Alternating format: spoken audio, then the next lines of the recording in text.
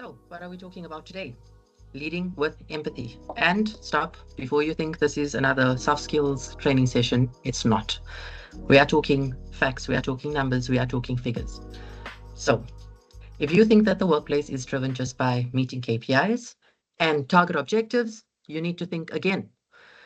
Workplace wellness has been on the uprise and is something that you definitely want to pay attention to. So as a leader, you've got to understand how are you contributing to this and have you adapted to wellness at work. I'm not talking about having yoga sessions. I'm not talking about creating specific events. I'm not talking about taking up any much more of your time than you're investing right now. I'm talking about small tweaks and small adjustments that you can apply to the way you engage with your team that can increase your profits. Yes, I said this was about numbers. So, leaders that lead with empathy, let me give you two stats. 20% increase in profits, that's what you get to enjoy. 17% increase in productivity. That is definitely what you want. So you want to make time to listen to this podcast. Welcome to the Best of Zaks. I'm Zakiya. I've been working in the coaching training industry, specifically in the ICT sector for the past 2 decades. I've worked with youth, I've worked with entrepreneurs, I've worked with startups, and I have seen teams evolved, including running my own business, full remote teams, and founder of many different brands and products. So here we are. Leading with empathy and what it's about. A leader that feels it's just too much to get involved with your team. You're not really interested in getting in touch with people's personal lives. Great. That's your style. It's not a problem. But you need to know what is happening with the people around you. You need to be able to form basic connections. Why? Because if you are just about a number, then your team is also just going to be about a number. And what is that number to them? That number is their salary, first and foremost. Let's add another few numbers to it.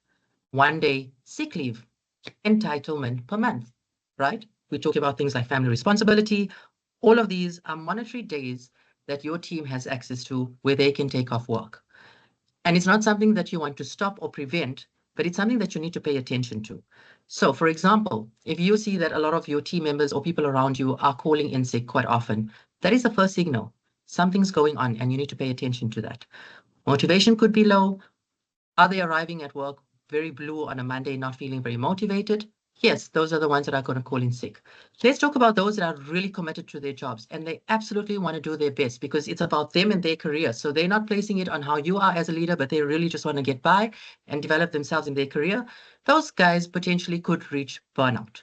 So you're going to have some of your best performers hitting a point where they just cannot go anymore. So, yes, we are talking how this affects your bottom line because having a staff member that's off regularly for certain intervals affects your projects, it affects your outputs, and you're answerable for that. So, what are you doing about it? Right. So, what is empathy exactly? Empathy, sympathy, emotional intelligence, communication, all of this relates to connecting. And that's just what it's about. It's forming connections. So, how can you form healthy connections with your team members? Number one, you are dealing with humans. We all know that businesses exist because of the bottom line. We get it. And every human on board understands this. But you are working with humans. These are the cogs that move things in your machine to get it going. These are the elements that make your customers happy. And if they're not feeling good, how are they going to thrive to make your company perform even better? Active listening. That's the first thing you want to practice. So we are a remote team. Our team meetings are mostly cameras off as much as I try and encourage that we see each other. The guys just don't do that and whatever, we cope. It's not a problem. But listen to what's happening. How are people showing up? What are they talking about on a Monday morning? Are they complaining about the weather? Are they complaining about having a busy weekend? Do you hear a lot of complaints? It doesn't matter what it's about, it matters what is the tone. Are there a lot of complaints coming in? If there is, morale is low. You want to dig into that a little bit. And it's just simple like, hey, what's happening? Everyone's sounding a little bit down. Does anyone need a bit of support? Do you guys want to chat?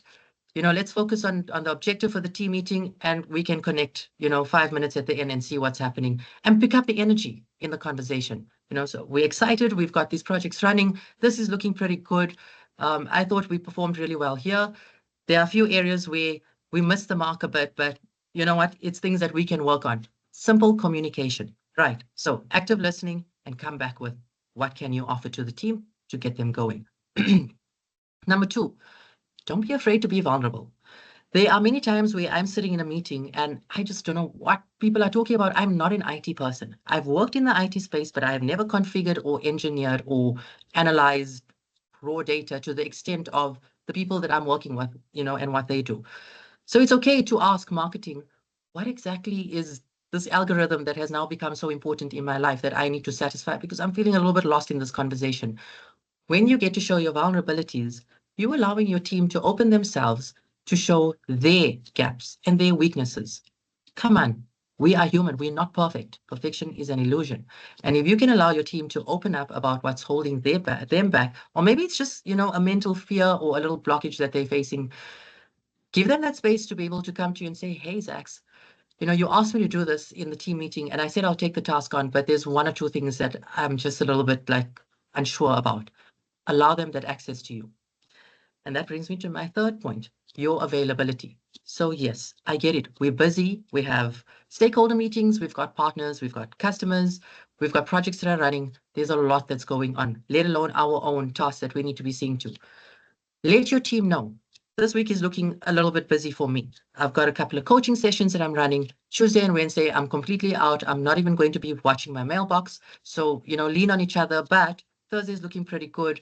I am around today. So if there's anything that you guys, are a little bit shaky about for your task for the week, look at it today. Come back to me. We can talk about it.